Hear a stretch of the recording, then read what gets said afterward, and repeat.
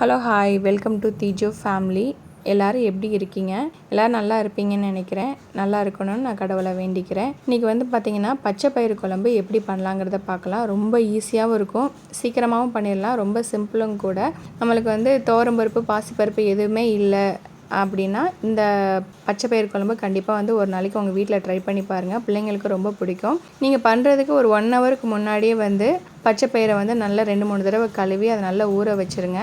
அதுக்கப்புறம் குக்கரில் அதை அப்படியே ஊற்றிடுங்க. நான் ஃபஸ்ட்டு அந்த பச்சை பயிரை மட்டும் எடுத்து போட்டுட்டு இப்போ லாஸ்ட்டில் தான் அந்த ஊற வச்ச தண்ணியும் தான் சேர்த்து ஊற்றியிருப்பேன். பச்சை பயிறு, வெங்காயம், தக்காளி, பூண்டு, அப்புறம் மஞ்சத்தூள், பெருங்காயம் இதெல்லாம் போட்டு நம்ம ஊற வச்ச தண்ணியை இதில் ஊற்றிடுங்க. ஊற்றி ஒரு 5-6 விசில் விட்டு இறக்குங்க. ஏன்னா விசில் நம்ம அதிகமாக வச்சாதான் பயிறு நல்லா குலைவாக வேகும். அதனால தான் விசில் கொஞ்சம் கூடவே விடுங்க, அப்போ தான் நல்லது.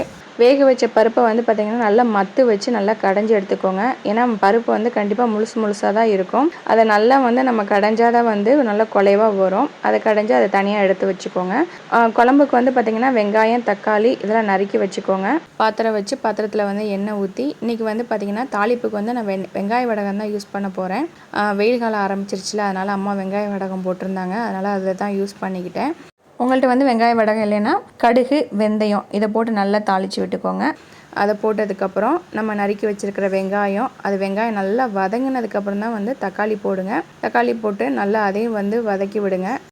காஞ்ச மிளகாய், கருவேப்பிலாம் போட்டு அதை நெய்யில் வறுத்து அதை நான் அரைச்சி வச்சுருப்பேன். அந்த பொடி தான் நான் இப்போ சேர்த்துக்கிட்டேன்.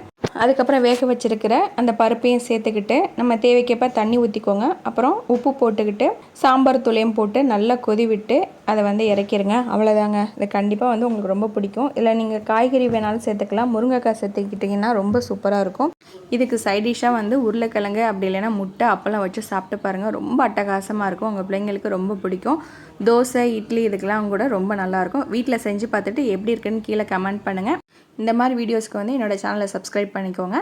தேங்க்ஸ் ஃபார் வாட்சிங். பாய்.